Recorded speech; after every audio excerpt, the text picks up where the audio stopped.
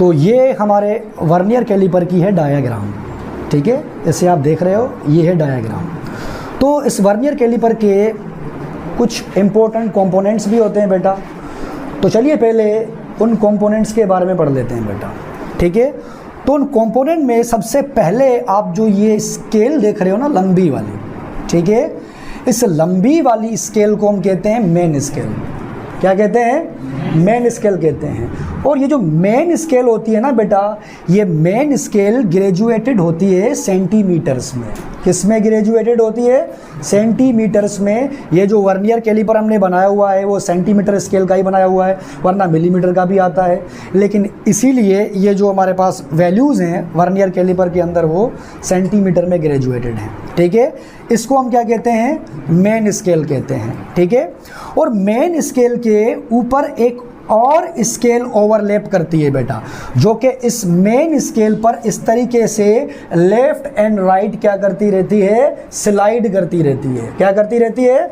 Slide करती रहती है। इसको हम कहते हैं वर्नियर स्केल। क्या कहते हैं? तो एक स्केल हो गई हमारी कौन सी स्केल? Main scale. दूसरी स्केल हो गई कौन सी स्केल? वर्नियर स्केल, ठीक है। वर्नियर स्केल के ऊपर ये एक क्या होता है बेटा? स्क्रू होता है। क्या होता है? ये स्क्रू क्या करता है? ये स्क्रू इस वर्नियर स्केल को इस मेन स्केल पर टाइट करता है बेटा, इसको लेफ्ट या फिर राइट जाने नहीं देता बेटा, मतलब ये टाइटनेस का काम करता है। और उसके बाद एक और हमारे पास यहाँ पर स्क्रू आ जाता है बेटा, इसको हम स्लाइडर कहते हैं। क्या कहते हैं? हाँ, इसको इस तरीके से हम स्लाइड करते हैं और स्लाइड करने से ये जो हमारी स्केल है ना वो लेफ्ट और राइट होती रहती है बेटा। अब जो आप ये जॉज देख रहे हो बेटा, ये जॉ मतलब जो बेटा पहला जो आप देख रहे हो ए और बी, इनको हम कहते हैं आउटर जॉज। क्या कहते हैं? आउटर जॉज कहते हैं। और सी और डी जॉज आप देख रहे हैं, इनको हम कहते हैं इनर जॉज। क्या कहते हैं? और आपको यहाँ पर एक पतली सी स्ट्रिप भी दिख रही होगी बेटा, जिसको मैंने क्या नाम दिया है? ई का नाम दिया है बेटा। अब ये सारी चीज़ें क्या काम करती हैं ये भी आपको बता देता हूँ।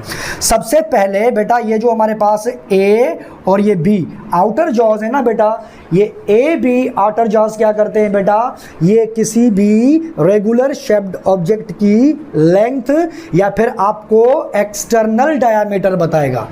लेंथ बताएगा, विड्थ बताएगा, हाइट बताएगा, या फिर क्या बताएगा? एक्सटर्नल डायामीटर बताएगा। कौन बताएगा एक्सटर्नल डायामीटर? Outer jaws. और इनर जॉज क्या बताते हैं बेटा? इनर जॉज बताते हैं इंटरनल डायामीटर। क्या बताते हैं? लेकिन सर आपने एक बात और भी कही थी कि वर्नियर कैलिपर डेप्थ को कैलकुलेट करने के लिए भी काम आता है। तो यहाँ ऐसी कौन सी चीज़ है जो कि डेप्थ को कैलकुलेट करेगी? तो बच्चों ये वाली जो चीज़ है ना, जो मैंने आपको बताई थी, एक सीधी स्ट्रिप होती है वर्नियर कैलिपर के अंदर, ये क्या कैलकुलेट करती है? ये उस होलो सिलिंड्रिकल ऑब्जेक्ट की डेप्थ कैलकुलेट करती है। अब यही सब चीज़ें मैं आपको वर्नियर कैलिपर में दिखाता हूं बेटा, ठीक है। तो सबसे पहले मैंने स्क्रू की बात की थी बेटा, ये वाले। तो मैंने आपको क्या कहा था कि ये स्क्रू इस वर्नियर स्केल को स्लाइड होने से रोकता है अगर मैं इसको टाइट कर दूं। तो मैंने इस तरीके से इस स्क्रू को ऐसे क्या कर दिया? टाइट कर दिया। तो देखो टाइट करने से ये जो हमारे पास वर्नियर स्केल है, क्या इस मेन स्केल पर स्लाइड हो रही है बेटा?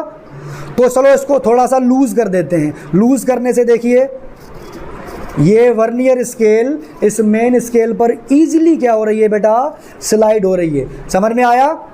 तो ये तुम्हारी कौन सी स्केल है बाबा? ये तुम्हारी है मेन स्केल। कौन सी स्केल है? और ये कौन सी स्केल है बाबा? ये है वर्नियर स्केल। कौन सी स्केल है?